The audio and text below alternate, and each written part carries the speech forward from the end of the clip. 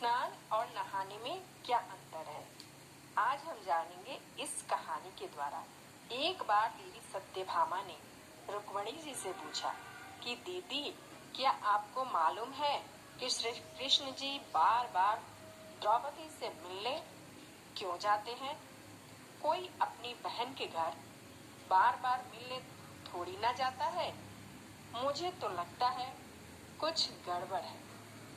ऐसा क्या है जो बार बार श्री कृष्ण द्रौपदी के घर जाते हैं? तो देवी रुक्मणी ने कहा, बेकार की बातें मत करो, यह बहन भाई का पवित्र संबंध है।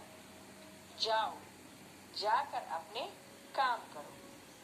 श्री कृष्ण समझ गए और कहीं जाने लगे। तो देवी सत्यभामा ने पूछा कि प्रभु, आप कहाँ जा रहे हैं? तब श्री कृष्ण जी ने कहा कि मैं द्रौपदी के घर जा रहा हूँ।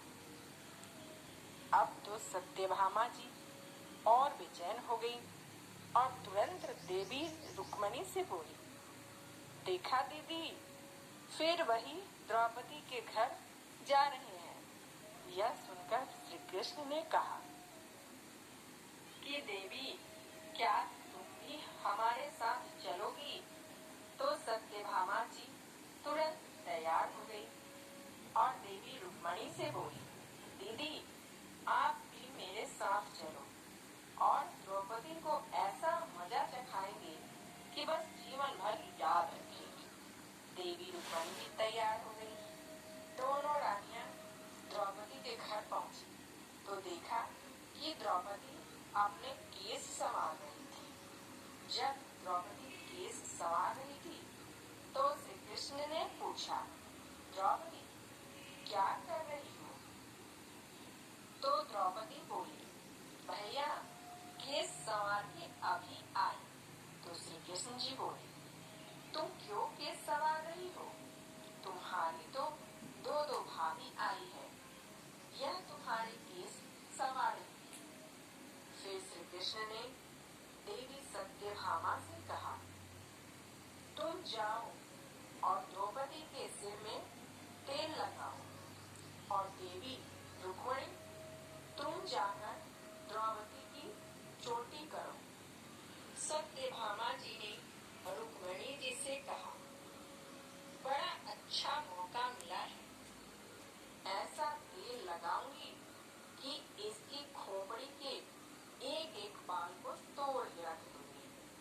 और जैसे ही सत्यभामा जी ने सिर में तेल लगाना शुरू किया और एक बाल को तोड़ा तो बाल तोड़ते ही आवाज आई, हे कृष्ण। फिर दूसरा बाल तोड़ा, फिर आवाज आई, हे कृष्ण। फिर जब तीसरा बाल तोड़ा, फिर से आवाज आई, हे कृष्ण। सत्यभामा जी को समझ नहीं आया और देवी रुक्मणी से पूछा, देवी, आखिर ऐसी क्या बात है?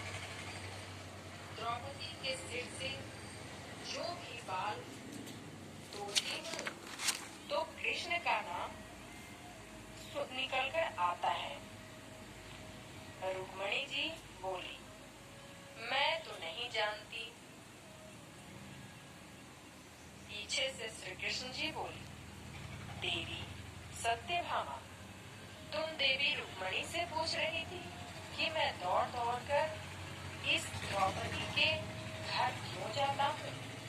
क्योंकि पूरे भूमंडल पर, पूरी पृथ्वी पर कोई संत, कोई साधु, कोई सन्यासी, कोई साधक, कोई भी उपासक ऐसा नहीं हुआ जिसने एक दिन में 3.5 करोड़ बार मेरा नाम लिया।